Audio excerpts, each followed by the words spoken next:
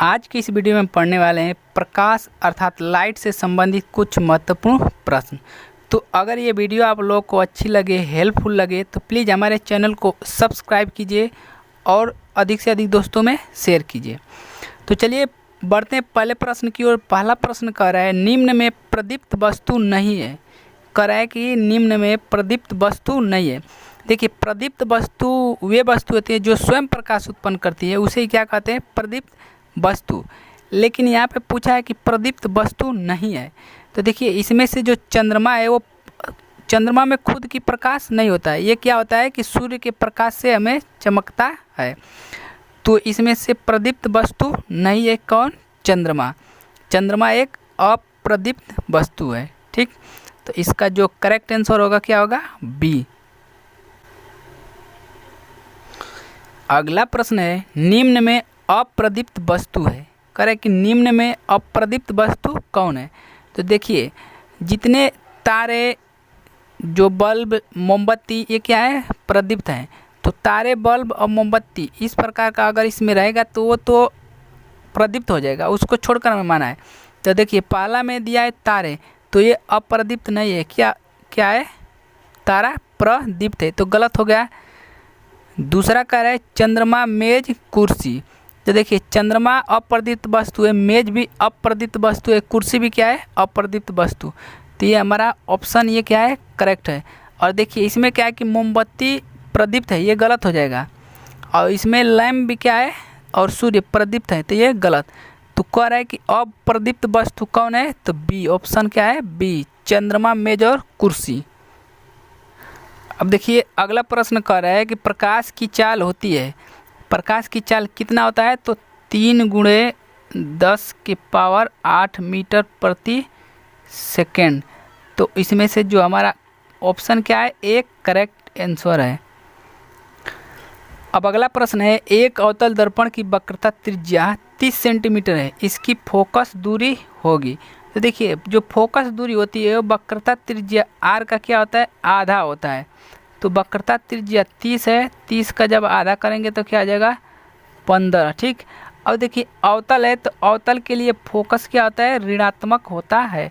तो इसमें से -15 सेंटीमीटर क्या है? करेक्ट ऑप्शन है। देखिए अगर उत्तल दर्पण रहेगा तो उत्तल दर्पण के लिए फोकस क्या होगा? पॉजिटिव। अवतल के लिए फोकस क्या होगा? निगेटिव, ऋणात्मक। तो ये हमारा करेक्ट आंसर क्या आ जाएगा? सी, ऑप्शन सी। अब देखिए अगला प्रश्न है उस उत्तल दर्पण की वक्रता त्रिज्या क्या होगी जिसकी फोकस दूरी 10 सेंटीमीटर है। देखिए उत्तल दर्पण है और वक्रता त्रिज्या पूछ रहा है, फोकस कितना दिया है? F बराबर +10 सेंटीमीटर। तो वक्रता त्रिज्या R क्या होता है? फोकस का दुगुना। तो 10 का जब दुगुना करेंगे तो क्या आ जाएगा? 20 सेंटीमीटर। वो भी क्या होगा? प्लस होगा। ठीक, देखिए उत्तल दर्पण है तो उत्तल दर्पण के लिए क्या होता है? फोकस धनात्मक। तो +20 सेंटीमीटर। ऑप्शन ए क्या है? करेक्ट है। देखिए अगला प्रश्न है कि गोलीय दर्पण की फोकस दूरी और वक्रता त्रिज्या में संबंध होता है। तो गोलीय दर्पण की फोकस दूरी और वक्रता त्रिज्या में क्या होता है? संबंध। तो R बराबर 2F होता है। ठीक, R बराबर 2F। इसी को इधर उधर करके लिखेगा। तो देखते हैं F बराबर R/2। तो देखिए F का मान यहाँ से निकालेंगे तो R बटा क्या हो जाएगा? 2। तो ऑप्शन ए क्या है? ऑप्शन ए राइट आंसर है। ठीक, यहाँ देखिए F का मान कह रहा है कि 2 × 1 गलत होता है।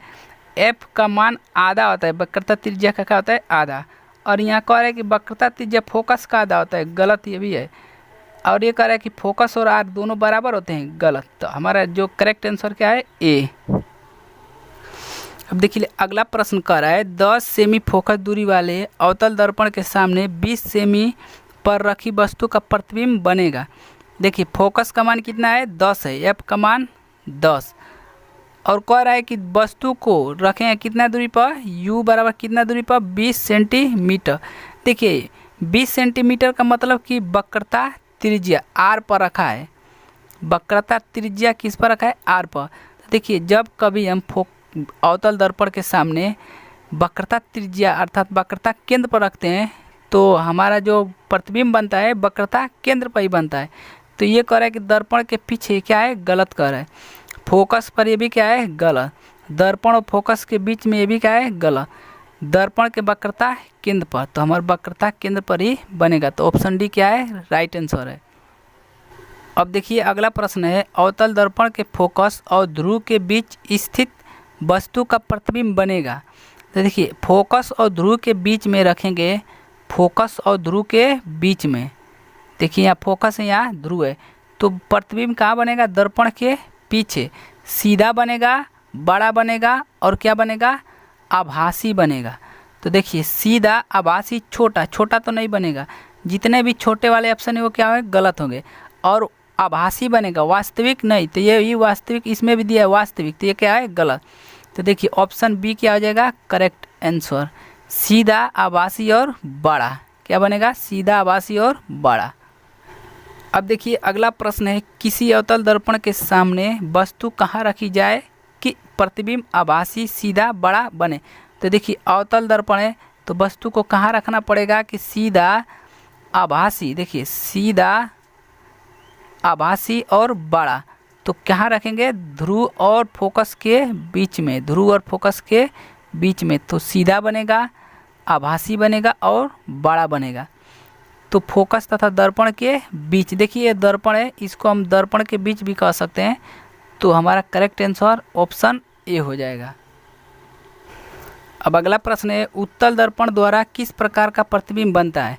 देखिए उत्तल दर्पण से हमेशा क्या बनेगा, हमेशा आभासी बनेगा, हमेशा क्या बनेगा, आभासी। तो वास्तविक, आभासी, दोनों प्रकार का, किसी प्रकार का नहीं। वास्तविक तो कभी नहीं बनेगा, दोनों प्रकार का ये भी नहीं बनेगा, केवल क्या बनेगा, आभासी। तो हमारा करेक्ट आंसर क्या होगा, ऑप्शन बी।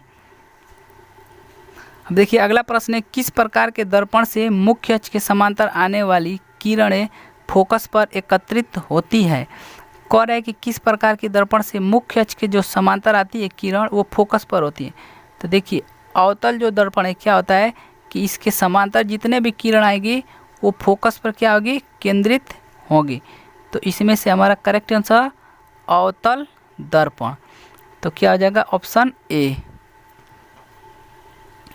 अब अगला प्रश्न का है, किसी वस्तु को दर्पण के सम्मुख किसी भी दूरी पर रखने से वस्तु का प्रतिबिंब सीधा एवं छोटा बनता है, यह दर्पण होगा। तो देखिए उत्तल दर्पण से क्या होता है कि कहीं भी रखेंगे तो छोटा बनेगा और क्या बनेगा, आभासी बनेगा, छोटा, सीधा और आभासी। तो हमारा उत्तल दर्पण इसमें क्या हो जाएगा, करेक्ट आंसर।